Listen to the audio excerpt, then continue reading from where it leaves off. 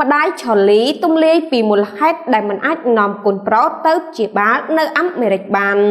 នៅមុននេះបន្តិចម្ដាយឆូលីបានផុសសារអមដោយរូបថតជាច្រើនសន្លឹកថាគោរពជំរាបសួរអ៊ំពូមីងពុកម៉ែបងប្អូនទាំងអស់គ្នាចង់បញ្ជាក់ជំរាបប្រាប់បងប្អូនថាឆូលីមិនបានទៅព្យាបាលនៅអាមេរិកទេព្រោះដោយសារតែរយៈពេលយូរនៅក្នុងការរត់ឯកសារដូច្នេះហើយឆូលីមិនអាចទ្រាំទ្របានត្រូវទទួលការព្យាបាលឆាប់រហ័សតាមដែលអាចធ្វើទៅបានឥឡូវនេះមានដំណឹងដ៏ល្អមួយឆូលីបានទទួលដំណឹងថានឹងទទួលការព្យាបាល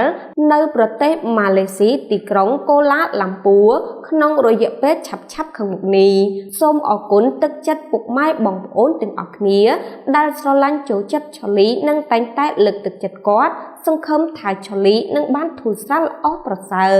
ជាមួយគ្នានោះផងដែរបងប្អូនជាច្រើនក៏ចូលទៅខមមិនជូនពរណាក្មួយទោះបីក្តីសង្ឃឹមតិចក្តីសូមឲ្យមានអភិនិហាកាត់ឡើងពិតមែនជួយដល់ក្មួយប្រុសឆូលីម្នាក់នេះបានធូរប្រសើរជាពិសេសការព្យាបាលគ្រប់ស្ថានភាពសូមឲ្យទទួលបានភាពជោគជ័យណាក្មួយរងចាំដំណឹងល្អពីក្មួយឆូលីមីងសូមជូនពរឲ្យក្មួយជោគជ័យក្នុងការព្យាបាលផងចោះសូមវត្ថុស័ក្តិសិទ្ធិជួយតាមថែរក្សាក្មួយនិងក្រុមគ្រួសារឲ្យធ្វើដំណើរមានសុខសុវត្ថិភាព